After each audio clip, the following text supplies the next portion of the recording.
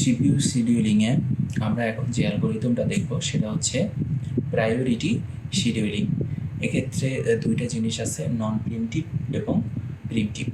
আচ্ছা, আমরা প্রথমে যেটা দেখব সেটা হচ্ছে নন প্রিএমটিভ। এখানে সবচেয়ে বড় ব্যাপার লক্ষণীয় সেটা হচ্ছে এখানে আলাদা করে একটা প্রায়োরিটি ঘর দেওয়া থাকবে, সেখানে কিছু ডিজিট দেওয়া থাকবে যেগুলা শর্ট করব আমরা। শর্ট করে যেটা সবচেয়ে প্রায়োরিটি কম সে হচ্ছে সিপিইউতে আগে জায়গা পাবে। আচ্ছা, আমরা এফসিএফএসে কী দেখেছিলাম? যার অ্যারাইভাল টাইম কম সে জায়গা পেয়েছে। তারপরে এসজিএফে কী দেখেছিলাম? যার বাস টাইম সবচেয়ে কম সে জায়গা পেয়েছে। এখানে আমরা কি দেখব? যার প্রায়োরিটি সবচেয়ে কম সে সিপিইউতে জায়গা পাবে। আচ্ছা, এখন আমরা এক্ষেত্রে যদি লক্ষ্য করি, এখানে প্রায়োরিটি দেওয়া আছে এবং অ্যারাইভাল টাইম অনুযায়ী দেওয়া আছে। আচ্ছা, আমরা কি দেখেছিলাম? যে প্রথমে আমাদের সবচেয়ে অ্যারাইভাল টাইম যেটা কম সেই প্রসেসটাকে সিপিইউতে জায়গা দিতে হবে। দেওয়ার পরে আমরা প্রায়োরিটি অথবা বাস টাইম, আমরা এসজিএফের ক্ষেত্রে করেছিলাম বাস টাইম, তারপর হচ্ছে প্রায়োরিটির ক্ষেত্রে আমরা প্রায়োরিটিটা দেখব। আচ্ছা, সবচেয়ে ছোটো অ্যারাইভাল টাইম বা কে আগে আসছে? P2। সো আমরা P2 নিলাম। P2 যাবে কত পর্যন্ত? 13 পর্যন্ত। যেহেতু এটা নন প্রিএমটিভ, সো এখানে হচ্ছে কেউ নাক গলাবে না। সো আমরা একে 13 পর্যন্ত দিয়ে দিব। আচ্ছা, এখানে আরও অনেক ঘর আছে, মানে 1 2 3 4 5 এরকম করে 13 পর্যন্ত। ওকে, P2 কমপ্লিট। আচ্ছা, তারপরে আমি কি বলেছি? তারপর আমাদের দেখতে হবে কি? প্রায়োরিটি ঘরটা দেখতে হবে। সো এখানে কার প্রায়োরিটি সবচেয়ে বেশি, সবচেয়ে কম সেই লোকটা লক্ষ্য করতে হবে। যেহেতু আমার 1 চলে গেছে, এখন হচ্ছে 2, তার মানে সবচেয়ে প্রায়োরিটি কম হচ্ছে P5-এর। সো এখন জায়গা পাবে P5। যেহেতু এটা নন প্রিএমটিভ, সো চলবে হচ্ছে 5 ঘর পর্যন্ত, 18 পর্যন্ত। P5 complete. তারপরে সবচেয়ে কম দেখতেছি 2টা।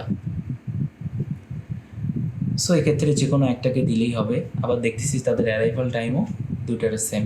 সো এখন যে কোনো একটাকে দিলেই হবে। আমি P1-কে দিলাম। P1 সে যাবে 10 ঘর পর্যন্ত, তার মানে হচ্ছে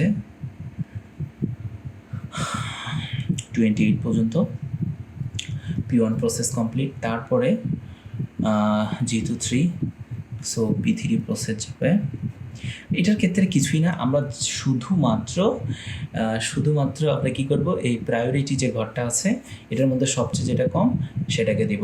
তাহলে P3 যাবে 7 পর্যন্ত, 35। তারপরে বাকি থাকে P4। সো এখন জায়গা পাবে P4। যদি জায়গা পায় তাহলে P4 যাবে কত পর্যন্ত? P4 যাবে হচ্ছে 17 পর্যন্ত। 17 যদি হয় তাহলে 2 and 1 4 5 52। সো গ্যাং চার্ট শেষ। আর এক্ষেত্রে ওয়েটিং টাইম বের করার রুলস সেম, যেহেতু এটা নন প্রিএমটিভ। সো এখানে আমরা কি করব? সেম ওয়েটিং টাইম আমরা বের করব। স্টার্টিং টাইম বিয়োগ অ্যারাইভাল টাইম। এটার ক্ষেত্রে কোনো ঝামেলা নেই। টার্ন অ্যারাউন্ড টাইমের ক্ষেত্রেও আমি আগে এগুলো অনেকবার দেখিয়েছি। নন প্রিএমটিভের ক্ষেত্রে কোনো ঝামেলা নেই। কমপ্লিটেশন টাইম বিয়োগ অ্যারাইভাল টাইম। এখানে যতগুলো প্রসেস থাকবে সেই প্রসেস দ্বারা ভাগ করলেই average waiting time and turn waiting time বের হয়ে যাবে। এই হচ্ছে প্রায়োরিটি শিডিউলিংয়ের ক্ষেত্রে আমাদের সবচেয়ে লক্ষ্য করতে হবে এখানে যে প্রায়োরিটি দেওয়া আছে তার মধ্যে সবচেয়ে কম যে প্রসেসের প্রায়োরিটি তাকেই সিপিইউতে জায়গা দিতে হবে। অবশ্যই সেটা প্রথম অ্যারাইভাল টাইম কাউন্ট করার পরে। আচ্ছা, এরপরে আমরা দেখব হচ্ছে প্রিএমটিভ প্রায়োরিটি শিডিউলিং।